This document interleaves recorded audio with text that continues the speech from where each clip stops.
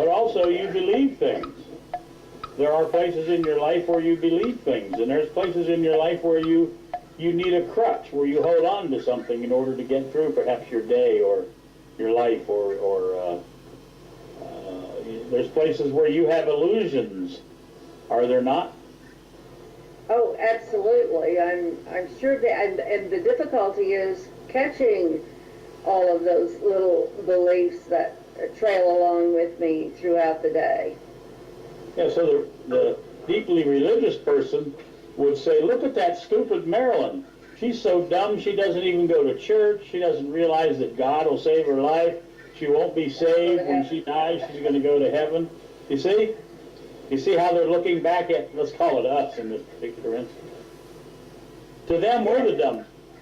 Yes, for sure. So where does the stupidity live? Within all of us.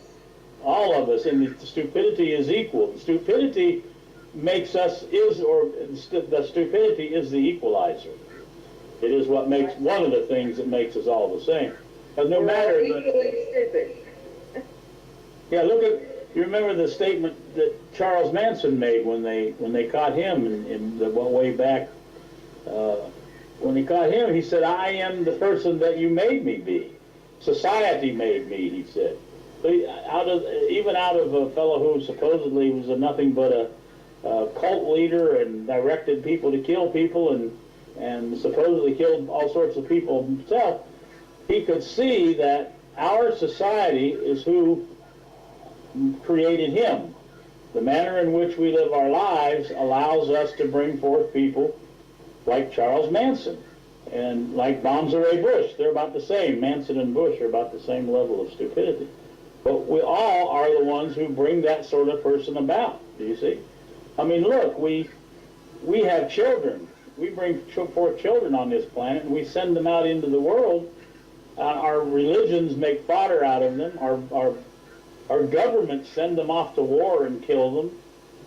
Doesn't that make us quite stupid as well for having the children? Or does it just make us horny?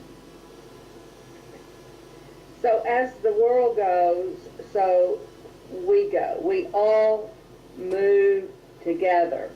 Like it's like one movement. If this was a movie, if this were a movie, then the movie would not be allowed to end until the last person crossed the line. We live our lives as though we'll just leave those people. You see, we start off with 10 people and they start to drop off because they can't keep going, so we just let them drop off and we get to the finish line. And we think that we've gotten to the finish line, but I say that until all 10 people get to the finish line, we cannot complete this thing called being human beings, being humans. It needs to be, must be, all of us, 6.5 billion of us. In a certain sense, if we could get all 6.5 billion people to hold hands and say anything, and say the word anything, or say hello, or say God, or say anything at singular in any one time, then perhaps we could discover who God is. Perhaps we could discover who it is that we are. We are one entity called human. There's one human, and it's split into 6.5 billion pieces. And we individually are split. We are fragmented inside of ourselves. We have this ego that tells us we're special and we're this and we're that. So we are fragmented inside of a fragmented collection of fragmentation. Good news, huh? Well, you say until each one of us gets to the finish line, there cannot be a crossing the finish line. Have you crossed the finish line, Edward? And you say you're transformed, you've been born new. Did you come to the finish line? Are you on the other side of the finish line?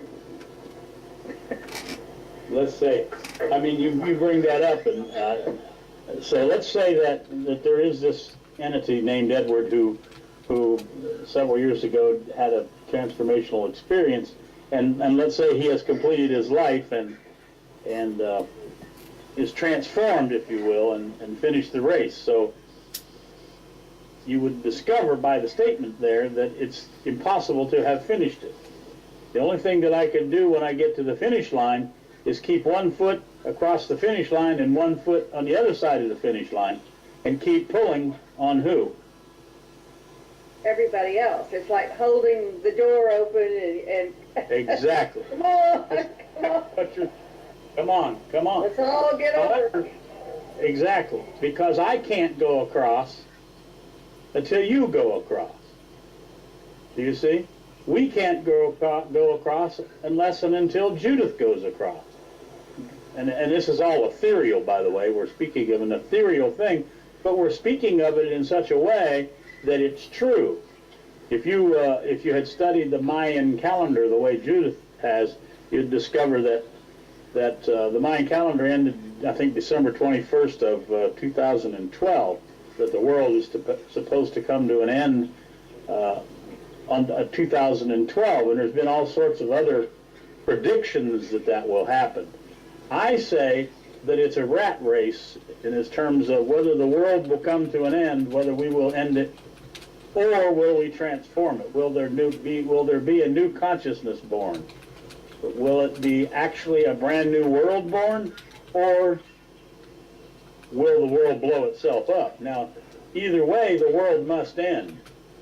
That which we have brought forth onto this planet must end, because the violence and the killing and the maiming needs to become extinct.